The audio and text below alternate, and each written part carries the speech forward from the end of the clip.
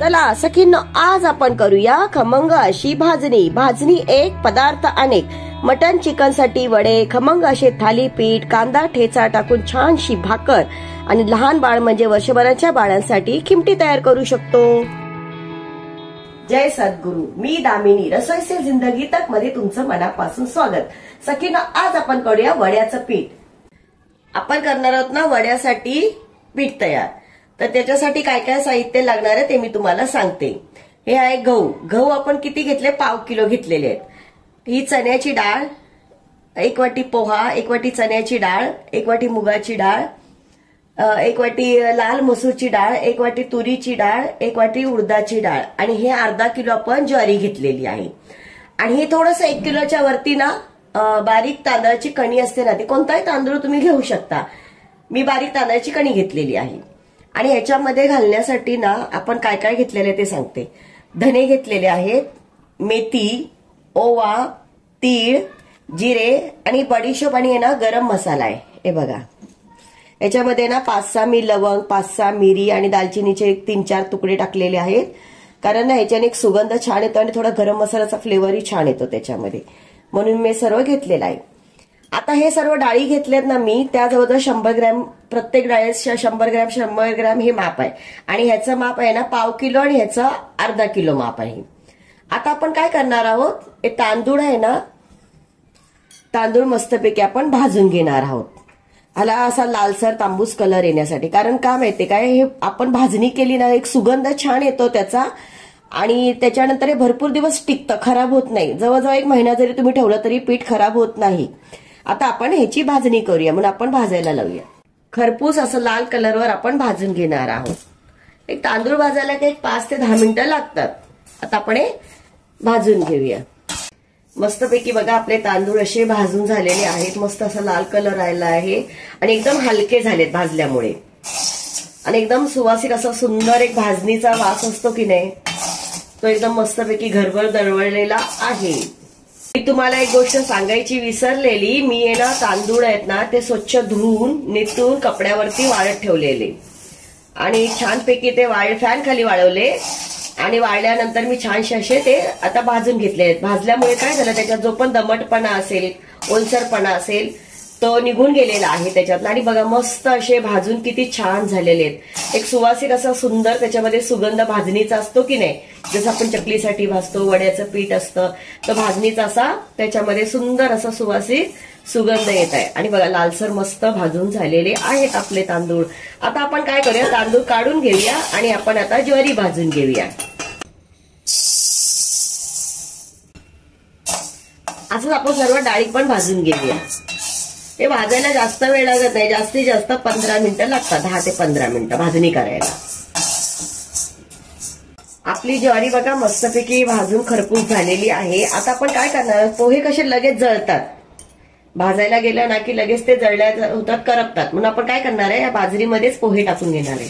त्याच्यामध्येच आपण ना हे आपलं सगळं गरम मसाला, ओवा, जिरे, मेथी हे सर्व आपण ह्याच्यातच टाकून घेणार आहोत. बडीशोप, गरम मसाला, जिरे, तीळ, म्हणजे सर्व ना खरपूस भाजल्या जाईल. तर आपली बाजरी तर भाजलेली आहे, ज्वारी आपली भाजून झालेली आहे.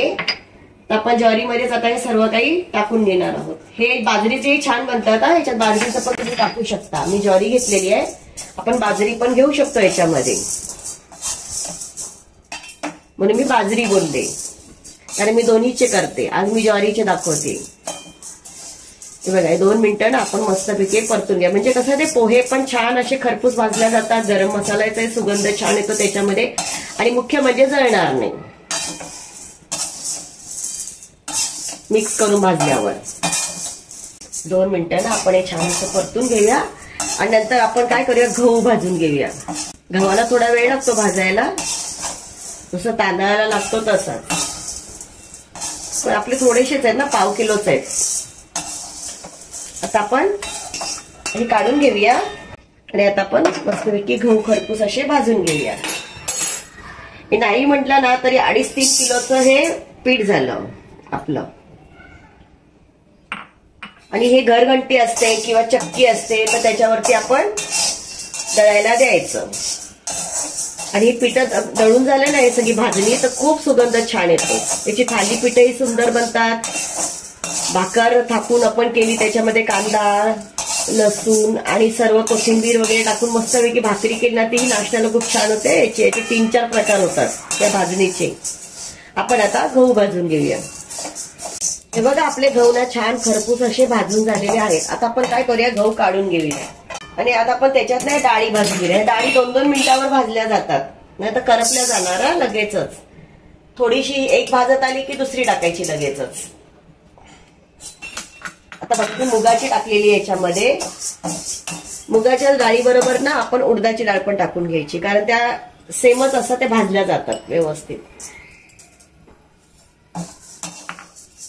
ती थोडी भाजत आली ना की आपण मसूरची डाळ टाकणार आहोत. तुम्ही कोणत्याही डाळी घेऊ शकता याच्यामध्ये. कोणाला जर एलर्जी असेल त्रास होत असेल तर तुम्ही त्या डाळी टाकू नका कारण काय काय डाळी ना पचायला जरा कठीण असतात. आता बघा आता हे भाजत आले ना. हे बघा हे आपली डाळी आहे ना थोड्या भाजत आलेले आहेत. आता आपण काय करायचं याच्यामध्ये मसूरची डाळ टाकणार आहे. लाल डाळ दिसते ना ती टाकणार आहोत. ही लवकर भाजल्या जाते म्हणून उशिराने टाकायची जरा. आणि आपण हे 2 ते 3 मिनिटं असं परतून घेऊया. मोठाच गॅस आहे. हे बघा आपल्या डाळी मस्तपैकी अशा खरपूस भाजून झालेल्या आहेत आणि एकदम इतका सुगंध छान येतो ना डाळींचा. जसं आपण चकलीचं पीठ करतो की नाही चकलीसाठी भाजणी तशीच मस्त अशी वाटायला लागली. जसं आपण चकलीच करतोय आता असा सुगंध येत आहे. आता आपण या डाळी काढून घेऊया. आता आपण चण्याची डाळ भाजून घेऊया. चण्याची डाळ भाजायला थोडा वेळ लागतो. मग चण्याची डाळ भाजत आली की आपण तुरीची डाळ टाकणार आहोत त्याच्यामध्ये.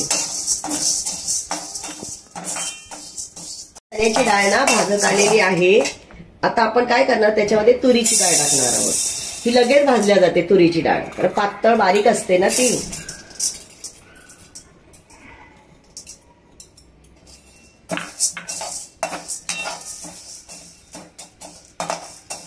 आता याला आपण 2 ते 3 मिनिटं परतून घेऊया.